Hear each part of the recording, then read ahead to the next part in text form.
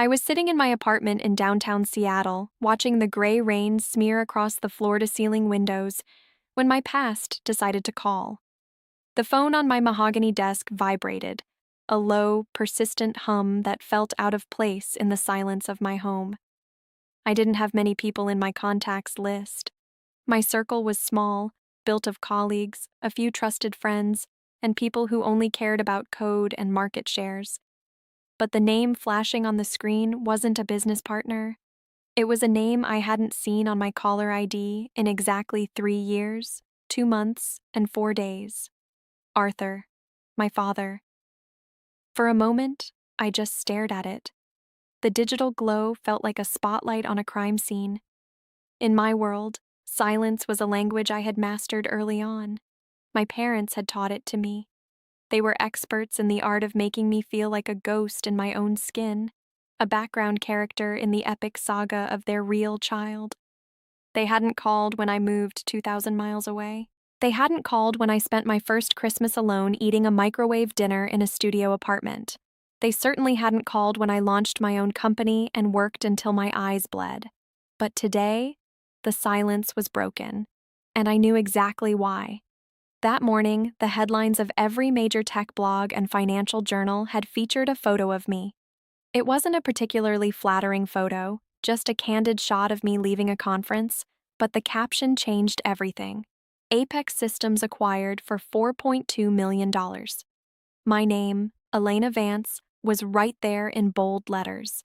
I was the face of the newest overnight success story. I let the phone ring 4 times, 5, 6. I wondered if he was nervous. I wondered if my mother, Catherine, was standing right behind him, prompting him on what to say. On the 7th ring, I swiped the screen and pressed the phone to my ear. I didn't say a word. I wanted to see who he would pretend to be. Elena, is that you, honey? His voice was a shock to my system. It was warm. It was honey-coated and thick with a paternal affection that had been entirely absent for 29 years. It was the voice of a father who took his daughter to the park, who cheered at her graduation, who knew her favorite color. It was the voice of a stranger. "Hello, Arthur," I said. My voice was level, stripped of the shaking I felt in my chest. I didn't call him Dad. I hadn't felt like I had a dad in a very long time. "Oh, it's so good to hear your voice, Elena. Your mother and I, well, we've been talking about you so much lately. We've missed you terribly. We were just saying how long it's been since you've been home to Cleveland." The hypocrisy was so thick I could almost taste it. They hadn't missed me. They had missed the opportunity to claim a stake in my success. They hadn't talked about me. They had talked about the numbers next to my name. "I've been busy," I replied shortly. "Why are you calling?" There was a brief, pregnant pause. I could hear him clear his throat, the sound of a man preparing a sales pitch. "Well, sweetheart, we saw the news. We are just so incredibly proud of you. A millionaire. We always knew you had that spark in you. We told everyone at the club today. That's our girl." The lie burned.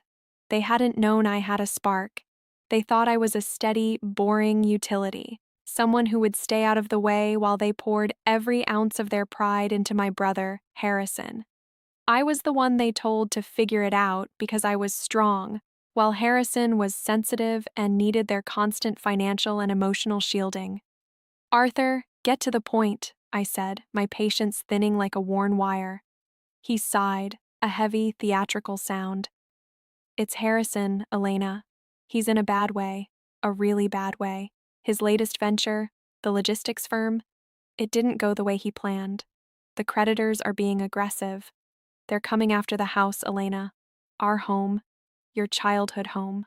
I looked around my sleek, minimalist apartment, a home I had bought with my own blood, sweat, and late-night tears.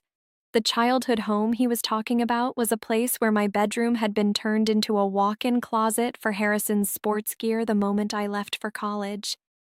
"Harrison needs $50,000 by the end of the month," my father continued, his voice dropping to a desperate whisper. "Just 50,000 to bridge the gap.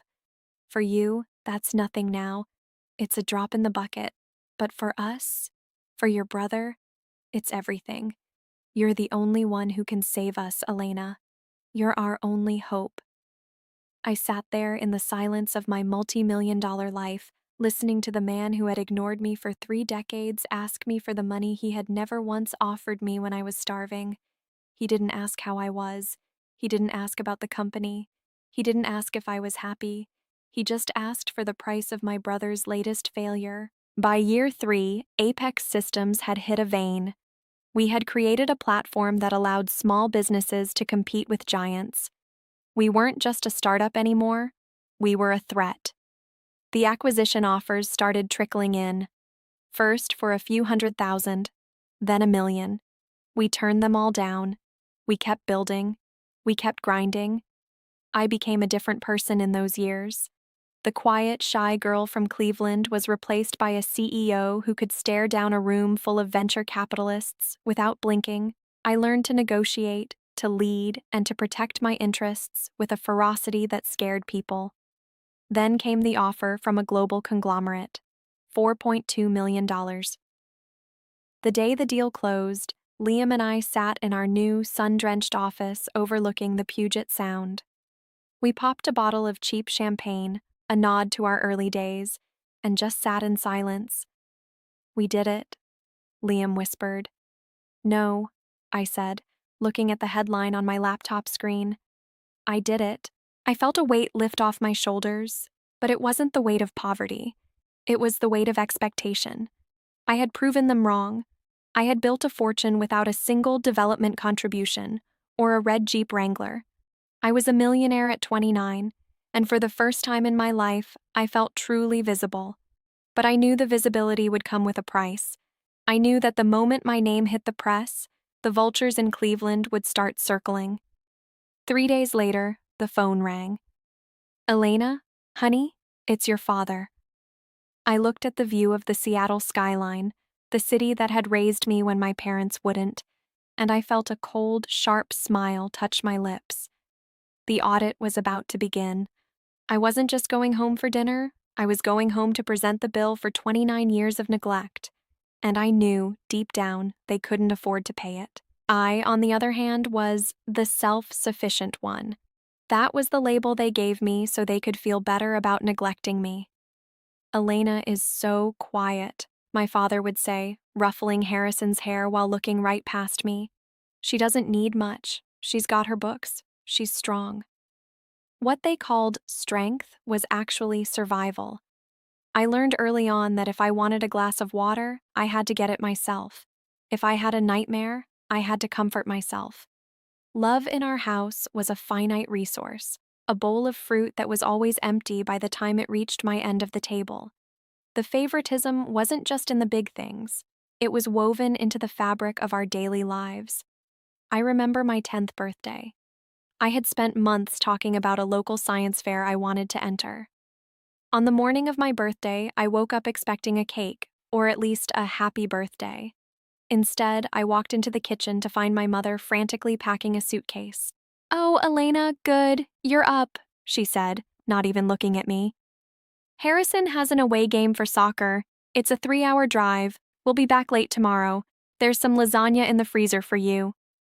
"But it's my birthday," I whispered.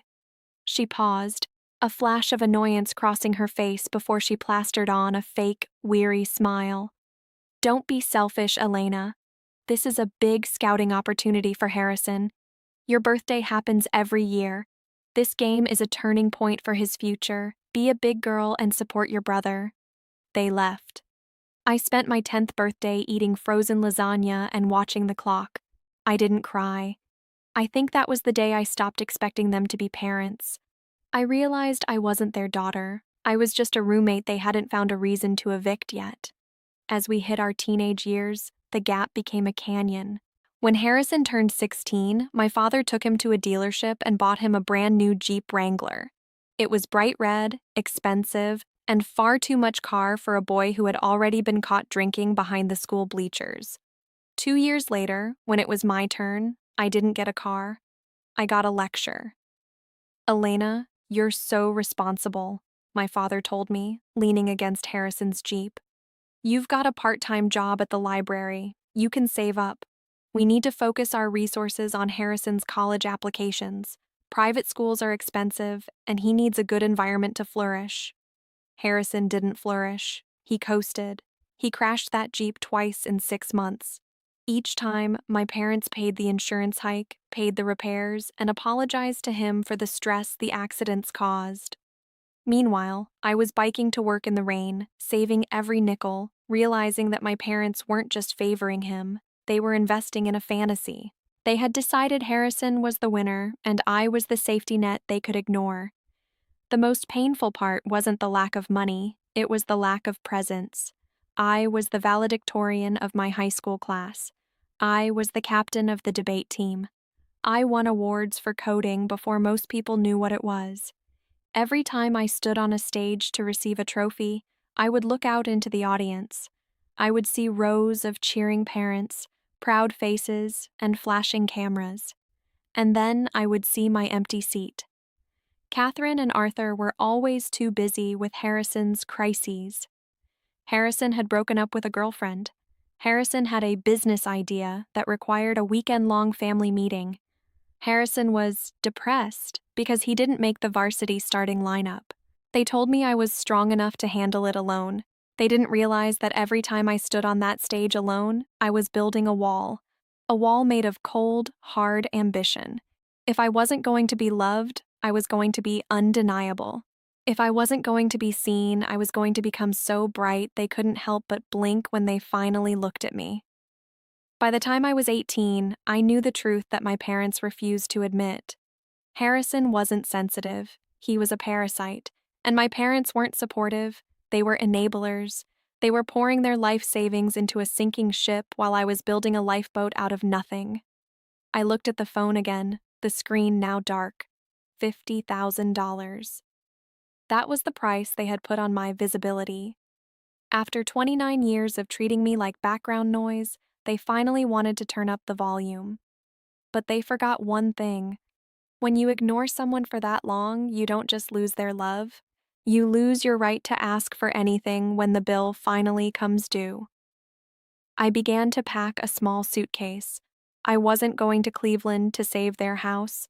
I was going to Cleveland to witness the funeral of their illusions. The summer of my senior year was supposed to be a celebration. I had done the impossible. I had graduated as valedictorian, but more importantly, I had been accepted into 3 of the top engineering universities in the country. These weren't just schools, they were my golden tickets. They were my exit strategy from the suburban house that felt more like a prison of indifference every day. I remember the evening I decided to share the news. I had waited for dinner, thinking that surely this was big enough to break the Harrison-centric cycle. I had the acceptance letters tucked into my back pocket, my heart hammering against my ribs like a trapped bird. "I have some news," I said during a rare lull in the conversation, right between Harrison complaining about the unfair grading in his gym class and my mother offering him more dessert. My father didn't look up from his steak.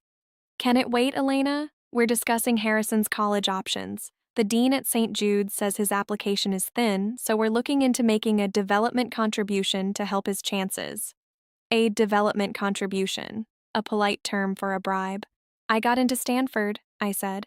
The words came out sharper than I intended. And MIT and Caltech. The silence that followed wasn't the silence of awe, it was the silence of an inconvenience. My mother put down her fork, her expression flickering with something that looked almost like guilt, but quickly settled into a weary sigh. That's wonderful, Elena. Truly. You've always been so bright," she said. But then came the but that I should have seen coming from a mile away. "But Stanford is in California. It's expensive. The tuition alone is a fortune." "I have scholarships," I countered quickly, pulling the letters out. "Full tuition for 2 of them. I just need help with room and board for the first year. After that, I can get an internship." My father finally looked at me. His eyes weren't proud. They were cold, calculating. "We had a talk with our financial advisor last week, Elena. Between Harrison's private high school debts and the contribution we need to make for his university, there's nothing left. We've had to tap into the college fund we set aside. The college fund? I felt the air leave my lungs. You mean my college fund? The one Grandpa started for both of us? Harrison needs it more, my father said, his voice hardening as if he were defending a noble cause. He needs the right environment, the right networking. You're smart, Elena. You're a survivor. You'll find a way. You always do. But Harrison, if he doesn't get this start, he'll be lost. Harrison needs it more, my father said, his voice hardening as if he were defending a noble cause. He needs the right environment, the right networking. You're smart, Elena. You're a survivor. You'll find a way. You always do. But Harrison, if he doesn't get this start, he'll be lost. So I have to give up my dream because he couldn't bother to study for 4 years? My voice was trembling now. Don't be cruel to your brother, Catherine snapped. He's sensitive. Life is harder for him than it is for you. You have a scholarship. Be grateful for that, and stop trying to take opportunities away from Harrison. That was the night the last string of my heart snapped. I realized then that in their eyes, my success was a threat to Harrison's ego. They didn't just want him to succeed. They wanted me to stay small so he could feel big. I didn't argue anymore. I didn't cry. I walked upstairs, packed my laptop, and went to work at the 24-hour coffee shop where I had been secretly pulling double shifts. The next 3 months were a blur of exhaustion. While Harrison spent his summer lounging by the pool and picking out the custom leather interior for the new car my parents bought him for getting into a school they paid his way into, I was working 3 jobs. I worked at the library from 8 a.m. to 2 p.m. I served tables from 3 p.m. to 10 p.m. And from 11 p.m. to 4 a.m., I did freelance data entry for a tech startup in Seattle. I slept in the breaks. I ate leftover bagels. My parents didn't even notice I was barely home. When they did see me, they'd ask why I was looking so haggard and tell me I should try to be more cheerful like Harrison. The day I left for university, there was no grand send-off. Harrison was having a pre-college party in the backyard with 50 of his friends. My parents were busy making sure the catering was perfect and that Harrison's luggage was packed just right. I dragged my 2 suitcases down the stairs. My father saw me in the hallway. "Oh, leaving already?" he asked, checking his watch. "Make sure you call your mother when you get to the dorm, and don't ask for money, Elena. We're really stretched thin with Harrison's first semester fees." I looked him dead in the eye. "I will never ask you for a single cent for the rest of my life, Arthur. I promise you that." He laughed, a patronizing, hollow sound. "You'll see how hard the real world is soon enough, honey. You'll be calling home by November." I didn't call in November. I didn't call at all. I went to a top-tier state school instead of Stanford because they offered a package that covered everything, including books. I lived in the basement of a shared house with 6 other students. I wore the same 2 pairs of jeans for 4 years. I spent my holidays working while Harrison sent postcards from the family vacations in Aspen and Maui that he needed for his mental health. But something happened during those years. The hunger they left me with turned into a fire. Every time I wanted to quit, every time I was too tired to code another line or read another chapter, I saw my father's face. I heard my mother saying, "Harrison needs it more." I didn't just want to succeed. I wanted to build a world where they were irrelevant. By the time I graduated, I didn't just have a degree. I had a portfolio, a network, and a job offer in Seattle that paid more than my father had made in his best year. By the time I graduated, I didn't just have a degree. I had a portfolio, a network, and a job offer in Seattle that paid more than my father had made in his best year. I attended my graduation alone. I watched other parents hugging their children, taking photos, crying with pride. I sat there with my diploma in my hand and felt a strange, cold peace. I was 21 years old and I had officially survived. But the girl who read books in the corner of the Cleveland house was gone. In her place was someone who knew exactly what a person was worth and exactly how much it cost to be invisible. And now, 8 years later, that haggard girl was a millionaire, and the sensitive boy who needed everything was the one begging for a handout. The irony wasn't just sweet, it was a debt that had been accruing interest for a decade, and I was finally ready to collect. Seattle was a city of steel, glass, and relentless rain. To some, it felt cold, but to me, it felt like a blank slate. When I stepped off the plane with nothing but 2 suitcases and a heart made of flint, I didn't feel lonely. I felt free. For the first time in 21 years, I didn't have to be the afterthought. I didn't have to be the shadow to Harrison's son. I started at a mid-sized tech firm, working as a junior developer. While my peers were out exploring the city's famous coffee shops and nightlife, I was a ghost in the office. I was the first one in and the last one out. I wasn't working for a paycheck, I was working for armor. I knew that in this world, money wasn't just currency, it was the power to say no. It was the power to never have to rely on people who didn't believe in you. Within 2 years, I had been promoted twice. My managers were baffled by my drive. They didn't understand that I wasn't competing with the other developers. I was competing with the memory of a girl who was told she wasn't worth a college fund. Meanwhile, the infrequent updates from Cleveland were like dispatches from a sinking ship. My mother would call every few months, usually when she wanted to brag about Harrison. "Elena, Harrison is starting a boutique marketing agency," she'd gush. "Your father and I gave him $50,000 to get the office space. He's going to be a mogul." 6 months later, "The market just wasn't ready for Harrison's vision, Elena. He's closing the agency, but he's found this amazing opportunity in crypto investing. We've refinanced the house to help him get a head start. He just needs a little push." I would listen to these calls in my small, tidy apartment, staring at my bank account, which was growing through sheer discipline and grit. I never told them about my promotions. I never told them about the bonuses. I knew that if I showed even a glimmer of success, they would find a way to redirect it toward Harrison's potential. It was during my 3rd year in Seattle that I met Liam. He was a lead architect at a rival firm, and we met at a late-night hackathon. While everyone else was fueled by energy drinks and ego, Liam and I were fueled by a shared obsession with solving a specific, glaring problem in small business logistics. We sat on the floor of a crowded hall, coding until the sun came up. Liam didn't look at me like I was strong enough to handle it. He looked at me like I was a force of nature. "You're not just good, Elena," he said, staring at the elegant, brutal efficiency of my code. "You're hungry. Why are you so hungry?" "Because I know what happens when you're not," I replied. 6 months later, we both quit our stable, 6-figure jobs. My parents were horrified when they found out, not because they cared about my career, but because they thought I was being irresponsible. "How could you leave a steady job, Elena?"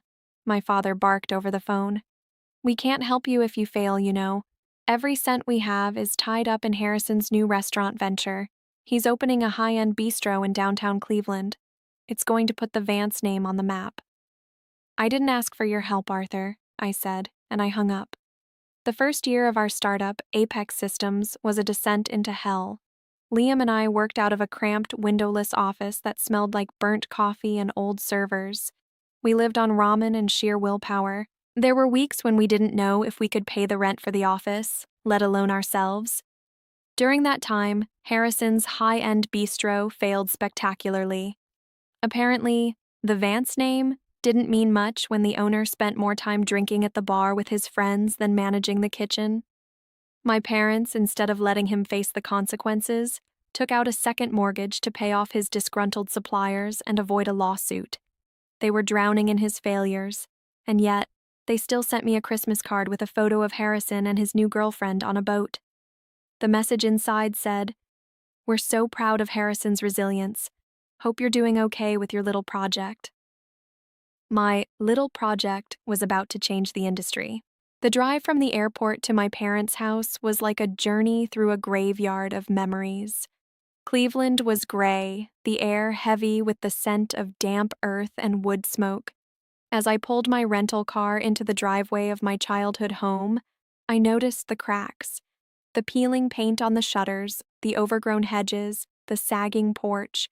The house looked exhausted, a reflection of the financial decay my father had tried to hide over the phone. I sat in the car for a moment, gripping a manila folder. Inside wasn't a check, it was a mirror. When I walked through the front door, the smell of roast chicken hit me. My favorite meal. It was a pathetic, transparent tactic. My mother, Catherine, rushed to me, her face a mask of performative joy. Elena, oh, my beautiful girl, you're finally here. She tried to hug me, but I remained stiff, my arms at my sides. She pulled back, her smile faltering for a microsecond before she ushered me into the dining room. The scene was set like a stage play. My father, Arthur, sat at the head of the table, looking older and more fragile than I remembered, but still wearing that expression of unearned authority. Harrison was there too, looking bloated and stressed, his expensive watch looking ridiculous on a man who was technically bankrupt. Beside him was Vanessa, the woman who had married the Vance heir expecting a life of country clubs and instead found herself married to a sinking stone. "Good to see you, Elena," Arthur said, gesturing to the seat across from Harrison. "We've been following your news. Remarkable, truly remarkable." "I'm sure it was," I said, sitting down. I didn't touch the wine. I didn't touch the food. "Let's skip the small talk, Arthur. You didn't call me because you missed me. You called because you need $50,000. Or was it 100,000 now, Catherine?" The table went silent. My mother began busying herself with the gravy boat, her hands shaking. Vanessa looked at her nails. It was Harrison who broke the silence, his voice dripping with that old, familiar entitlement. "Look, Elle, things have been tough. The market shifted and I got hit with some bad luck. We're family. This is what family does. You've got millions now. 50K is a rounding error to you." "A rounding error," I repeated slowly. "Interesting. You know, before I came here, I did some digging. I wanted to understand exactly where all the Vance resources went while I was working 3 jobs to pay for a state school." I opened the manila folder and slid a printed spreadsheet into the center of the table. "I call this the Vance Investment Portfolio," I said, my voice as cold as a Seattle winter. "Let's take a look at the ROI, the return on investment." Arthur squinted at the paper. Catherine stopped pouring the gravy. "Over the last 15 years," I began, pointing to the first column, "you invested approximately $720,000 into Harrison, $150,000 for a restaurant that failed because he didn't show up to work, $80,000 for a wedding to Vanessa that was more expensive than your retirement fund could handle, $50,000 for a logistics firm, $45,000 for a Jeep Wrangler, $100,000 for a real estate venture where he lost the titles." "That's not fair," Catherine cried, her eyes welling with strategic tears. "We were supporting his dreams." I stood up, picking up my folder. I looked at Arthur, the man who hadn't attended my graduation because Harrison had a crisis. "I came here to see if there was any part of you that actually cared about me. To see if you'd ask about my life before asking for my bank account. You didn't. You haven't asked a single question about Liam, about my company, or about how I felt when I was 21 and starving. You just wanted to know if the check was signed." "You're a monster," my father whispered, his voice trembling with rage. "A cold, heartless monster." "No," I said, walking toward the door. "I'm exactly what you raised me to be. I'm the self-sufficient, strong, independent daughter who doesn't need anyone. You should be proud, Arthur. You got exactly what you paid for." I didn't look back. I walked out into the Cleveland rain, the sound of my mother's wailing fading behind the heavy oak door. For the first time in my life, I wasn't the ghost. They were. They were the ghosts of a life built on lies, and I was the only thing real in that driveway. I got into my car and drove. I didn't know where I was going, but I knew one thing. The audit was over. The debt was settled. And the golden child was finally going to have to learn how to walk in the dark. I didn't stay in Cleveland to watch the wreckage, but I didn't have to. In the digital age, a family's collapse is a broadcasted event if you know where to look. I flew back to Seattle that night, the hum of the jet engines drowning out the echoes of my mother's sobbing. I felt lighter, but it was a cold kind of light, like the sun reflecting off an iceberg. The fallout began exactly 3 weeks after that dinner. I received an email from a real estate portal. I had set a quiet alert on my childhood home months ago, just to see if they were telling the truth. The listing went live on a Tuesday. The photos were heartbreaking in a way that didn't move me. They had staged the house to look charming, but the camera couldn't hide the water stains on the ceiling or the outdated kitchen that they had never remodeled because the money always went to Harrison's startup of the month. They sold the house in June. Because they were desperate and the house was in disrepair, they took a lowball cash offer. After 30 years of living there, after all the memories and the Vance pride, Arthur and Catherine walked away with almost nothing. The bank took the lion's share to settle the second mortgage.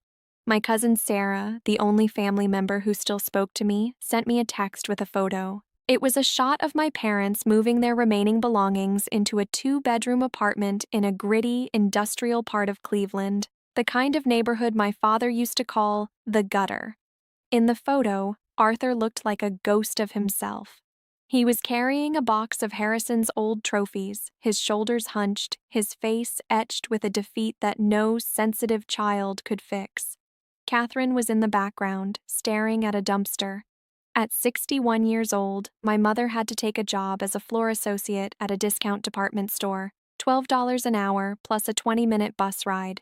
The woman who once spent $80,000 on a wedding was now counting pennies for bus fare. But the real domino to fall was Harrison. Without the safety net of the big house, without the endless flow of cash from my parents' refinanced dreams, Harrison's life disintegrated with terrifying speed. Vanessa, his perfect wife, was the first to realize the ship was truly underwater. 3 weeks after the move into the apartment, Vanessa filed for divorce. She hadn't married Harrison for his sensitive soul or his entrepreneurial vision. She had married the heir to the Vance name. When she realized the heir was just a bankrupt 34-year-old living in a cramped apartment with his parents and their boxes of junk, she didn't stick around. She was gone before the first month's rent was due, taking the last of the jewelry my parents had gifted her. The debt collectors didn't care about family drama. They moved in like wolves. Harrison was forced to declare Chapter 7 bankruptcy. His logistics firm, his cars, his ego, all of it was liquidated. The most satisfying and perhaps the most brutal update came a month later. Through my professional network, I heard that a local warehouse in Cleveland, a subsidiary of one of the companies I had done business with, had hired a new floor manager. It was an entry-level position, grueling work in a cold, loud environment. The name on the employee file? Harrison Vance. I imagined my brother, the golden boy who once drove a red Jeep and had private tutors, now punching a time card at 5 a.m. I imagined him coming home to that small apartment, smelling of industrial dust, only to sit on a thrift store sofa and listen to our father cough and our mother cry about her sore feet. For 30 years, they had built a world where Harrison was the only one who mattered. They had sacrificed my education, my happiness, and their own future to keep him on a pedestal, and now they were all trapped together in the reality they had created. The pedestal was gone, and they were finally seeing the son they had actually raised, not the genius they had imagined, but a broken man who didn't know how to survive without someone else's blood.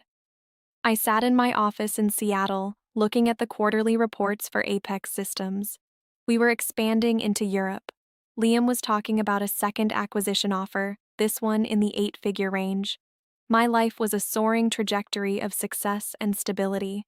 My phone buzzed. It was a text from an unknown number, but I knew the cadence. It was Harrison. Elena, Dad's heart is failing. He needs a specialist. We can't afford the copay. I know you hate me, but please, he's your father. Don't let him die because you're angry about the past. I stared at the screen for a long time. The old Elena, the little girl who read books in the corner, felt a flicker of panic. But the woman I was now, the one who had built an empire from the ashes of their neglect, felt nothing but a cold clarity. I knew Arthur wasn't dying.